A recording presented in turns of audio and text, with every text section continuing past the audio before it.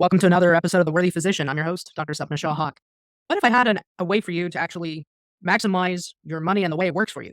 What if I had an answer to your question of, well, how do I build wealth? How do I get that financial freedom? Today I have Adam Carroll, speaker, author, and chief educator of the Shred Method that can help us answer these questions. So, Adam, thank you so much for being here. Sapna, thank you for having me. I'm excited about where our conversation is going to go. We had a dry run before this, didn't we? Tech hiccup. Yeah. Well, technical difficulties are the norm in podcast world, so we're used to it. But it's good because we had a brilliant conversation, which we're going to rehash a little bit now. And I think that some of the material that we're going to be able to share with your physician listeners, the audience, is really going to help change their life in a big way. So I'm excited about where this is headed. Me too. And again, one of the things that I think is so important but that is not taught in medical school or even undergrad, really, unless you take those classes, is finance. And it's a big deal because most of us come out of medical school $400,000, $500,000 in debt. And sometimes that's just medical school alone. That is not including undergrad, any type of gap that we had to take, right, or interest. So we start late, we incur hundreds of thousands of dollars of debt. And then, at some point you get tired of living like a resident. And it's very easy to fall into this consumption cycle of trying to keep up with the Jones or the lifestyle that everybody thinks the doctor should have. So yeah, it's a vicious cycle. I've met a number of physicians and actually have several within the Shred Method as clients who will say, I was in school for 10 years and I was there longer than any of my friends or family had ever gone. So it feels like you have this delayed or someone called it prolonged adolescence. I don't quite think it's that, but certainly prolonged living as a college student and a perpetual professional student. And then you get into your 30s and it's like, well, now I want the stuff. I want to buy the car. I want to get a house. I'm making good money. You went through your 2 or 3 years in residency where you're making 40 grand or 45 grand a year or whatever it is. And it's barely enough to cover, all of your bills. And then you start making decent money as a physician and you want to accelerate. You want to get to the point where you can buy the things that you've longed for. I think the distinction that you mentioned around student loan debt, if you owe 400 or 500,000, you come out, you want a nice house, and maybe that's $500,000 or 700,000. What you have to understand is that 6.33% is the magic number, Sapna, where if your interest rate is 6.33%, you will pay double what you have borrowed by the time you pay it off. So if you borrowed $500,000 at 6.33% and you pay it off, payment by payment throughout the entire amortization schedule, you'll have paid back $1 million, $500,000 up front, $500,000 in interest. And what we're trying to do is help people short circuit the amortization table where you can blast that thing away in no time and do it using your existing income without really having to change your lifestyle much. And that's great because it's challenging the way that we're taught to live, and we're supposed to take a loan out for everything. Yeah. And while I understand that they're there for a reason, I'm not anti-loan, but I don't like being in debt. I want to pay it down as fast as I can, and I like to invest as much as I can. So I'm financially conservative, but I like to be on the aggressive side of the high stakes side on the investments. It's just that's me. I didn't start doing that until I was in my late 30s. Like I was 38, 39, and actually had a reason to do that, and that's the kids. I think that's one of the things that really, we have a decade of school. We started a decade behind. I know I've said that already. But then, on the other side, we're also starting families later. So that means that not only do we have to pay off debt, we have to catch up as far as retirement, but now also, hopefully, we're trying to be around later on in life, not trying to kill ourselves working for a system that really doesn't care about us.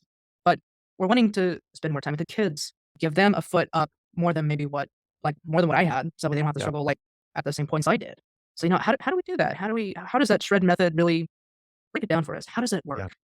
The way it works, you first have to understand that the two greatest expenses that we have in life are taxes and the interest expense on debt. Taxes is for another podcast, and that's for a CPA. I don't claim to be an expert in it. But on the debt side, the interest expense on debt is really determined by two things. Number one, the interest rate, and number two, the amount of money that you've borrowed. And then the third caveat in there, or the third sort of index in it, is how long you have to pay it off. So most people in the term is going to be 10 years, 20 years, 30 years, et cetera. And if you imagine your student loan spread out over a lifeline of 30 years, and you're going to pay it down over that amount of time, it'll look like a waterfall. So the majority of the interest that you pay is up front, and then it steadily gets less and less over time. The metaphor I like to use, and the way I like to describe it, is turn a traffic stoplight on its side over your debts. Red light is the first 10 years, because very, very little is going to principal. It's almost all going to interest. Second 10 years is yellow light. More, maybe half and half as you get towards the end is going towards principal, half going towards interest. And then the last 10 years is green. The majority of it's going to principal. And our goal is to create green lights for physicians in their payoff process, where it's all, as much of it as possible, is going to principal. And thereby what we do is we minimize the interest expense on debt. Because again, if you imagine $500,000 borrowed over that course of 30 years is $500,000 in interest, that is money that you have made, but you don't own. And so part of the Shred Method is we want you to own more and more of the income that you make. And by that, I mean that the paychecks may not get bigger necessarily, but more and more of it is going towards paying principal. So you're creating a larger net worth month over month over month.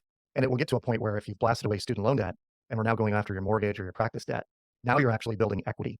And the nice thing about equity is you can tap it. So we can create liquidity in that will allow you to invest long-term in massive chunks like you just referenced. And I think that's important because, again, a lot of us are coming out of residency in our 30s. And so, really, I think the bulk of where you make your wealth is about, in your 30s to 50s, because then you start to wind down, at least for right now, at least for the way the world is set up right now. And so, how do we blast away that debt in order to, because a lot of times that's tied to the golden handcuffs. Yep. Because I have so much debt, what other field that I can do just right out the door is going to allow me to pay that back? What other profession is there that I can still serve? Because most of us that go into medicine are wanting to serve other people. It's a calling. It's a way of life, and medicine right now is making that very hard. Even though many of us are service driven, myself included, there are a lot of invisible forces that dictate what we can and cannot do. And Yep. even though the patients may not be aware of this, I mean, it's the insurance, it's government regulations, it's the lack of reimbursement. So there's a lot of dissatisfaction in medicine, not because, oh, we're not getting paid. No, it's because we're having to do more and more and more and shrinking that time that we truly have with our patients. And Yeah. so by chipping away at that debt pretty massively and by making our dollars work for us, it gives us that gives us more freedom of choice. It absolutely does. And if the question is how do you do that from an income perspective, because there's only so much income coming in. It's not about really side hustle. It's like, well, here's what I make. How do I, how do I do this efficiently and effectively with what I make? This is what I will often tell our clients, particularly the new ones. When they start with us, we'll ask them a question: How much do you have set aside in an emergency fund for, just it's the rainy day fund or an emergency fund if things go south? And we'll get varying answers because it's all very personal. But say it's 10 grand or 20 grand or 30 grand, whatever the number is. And then I'll say, well, how much debt are you carrying? Where is it? What is it? And generally there'll be a car loan or two, student loan, a mortgage, maybe practice debt. And you're making monthly payments, but some of the money is just sitting in your account. Like once you get your paid, and I think we had shared this earlier, but to reshare this, as you get paid, if you get paid every 2 weeks, money goes into checking. It sits there for a period of time, days, weeks, months on end. We swipe debit cards, we do ATM transactions, we do ACH transactions, bill pay. And the money just starts to dwindle down, down, down, down. Like I often tell my kids this and I tell clients the same. Lazy idle money is dangerous money, right? If you have money sitting in an account, then you're probably more apt to, swing into the store and go shopping because you had a bad day. Or in my case, I'd walk through Costco and I'd see a kayak for $400. I'd be like, oh, that seems like a good deal. I might as well buy it because I have money sitting there. I don't need a kayak. I don't live near water, but I would do it because I had the money sitting there. I was lazy and idle. And what Shred does is it takes that money and what it essentially does is it creates efficiency around it. So it's always moving. And the money moving, where it's moving to is it's going through a line of credit, and a line of credit or the software that powers Shred tells the line of credit to move it over to your debts. And you begin just knocking those debts out one by one by one. And as you knock them down, what you realize is that it is super efficient to pay off your debt quickly. We can do it with the existing income. And in doing so, you actually have more money coming to you because you're paying less and less in interest every month. And so it's not magic, it's math. And the problem is that most people haven't been taught the math, and we just show them how to do that. And then the software does the calculations for them. I love it that it's not magic, it's math, and those are some skills that we forget about. We forget about sitting down and looking at those things. And to me, it makes sense. It makes sense. We want medicine to be efficient. We want the clinic or the hospital to be efficient. So it only makes sense that we make our dollars be efficient. And so why would I discuss that on a podcast for burnout or moral injury? And I think it goes back to really trying to break through a system that doesn't really care about the physicians. It's about really looking at what our true purpose is and trying to have options to create that. And one of those is by having that financial freedom, by knocking out that debt, getting rid of those golden handcuffs. Yep. It gives us options as to what we want to do with our time. How do we want to spend it? Is this the way we truly want to practice medicine, or does somebody want to pivot to something else? And so by eliminating debt and by creating that future, I think earlier you're discussing a future self. Mhm. By creating that now, it allows for someone to really live their life the way that they want to, that they're called to do, their purpose. That's what life's Exactly. about. That's what life's about. It's Yeah, I want your listeners to imagine what it would be like to go to work, and going to work for the sheer joy of being there and helping people, and not expecting or thinking in the back of your mind, do I get paid this Friday or is it next Friday? And I need to know that because I've got tuition payments coming up, and I've got the car loan bill, and I've got to pay the taxes on the lake house. Imagine what it would be like to go to work completely oblivious to the paycheck that's tied to work. And then as it comes in, you have an automated sequence of where that money goes to make sure that it's being as efficient as possible. That's what we help people work towards. And it usually takes somewhere between, I would say, 2 and 5 years. The first 2 years is really, that's where we're getting the biggest bang for our buck, the most Mhm. benefit. Yeah. And then after that, it's like, okay, you've built all this equity. Let's show you what you can do with it so that you can now create massive, passive, permanent streams of income. And then the work is just because you love the work. It doesn't necessarily have to be tied to a paycheck. And I've made my living as a speaker for the last 20 years. But in the last 3 or 4, it's really come to my attention that when someone calls and says, "Hey, would you do this gig?" And clearly typically have a fee structure and what I charge for my time. But there are some of these I'm like, I would do this out of the love of doing it.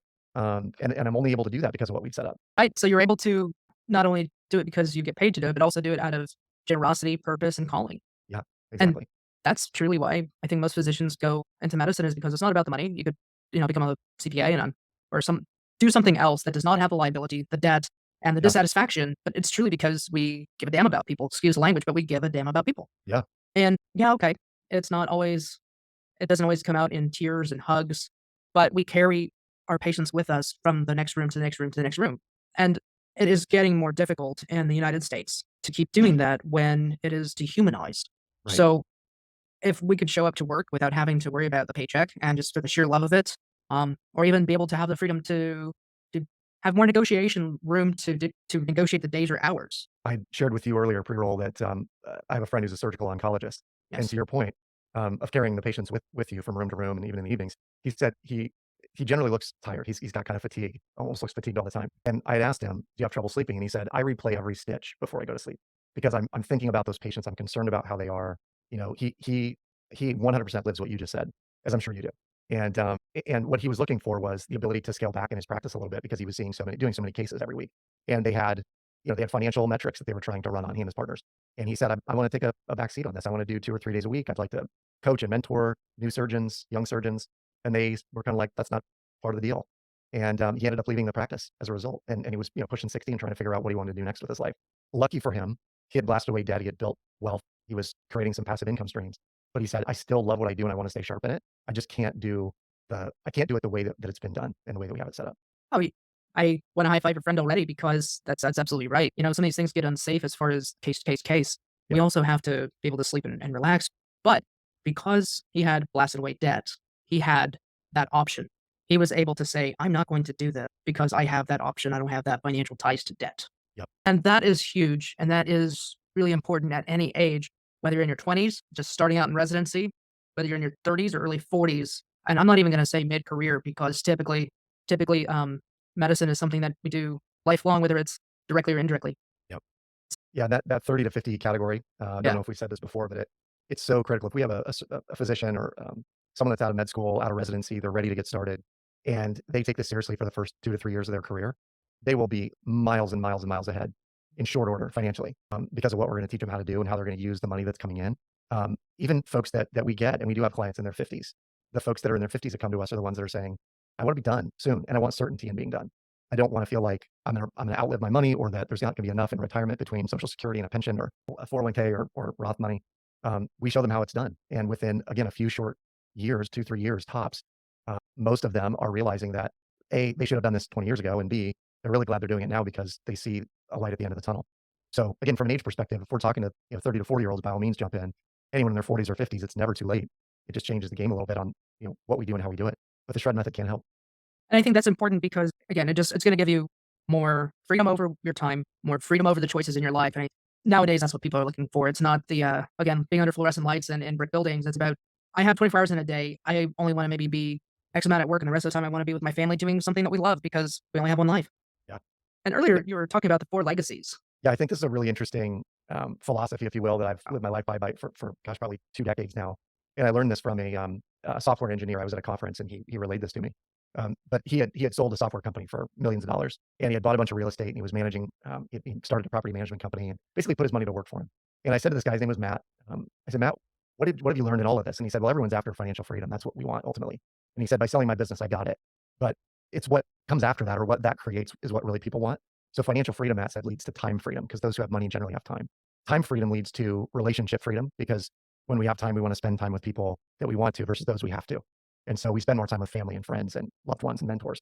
And then relationship freedom ultimately is what allows us to have service freedom, which is giving back in the way that we feel called to do.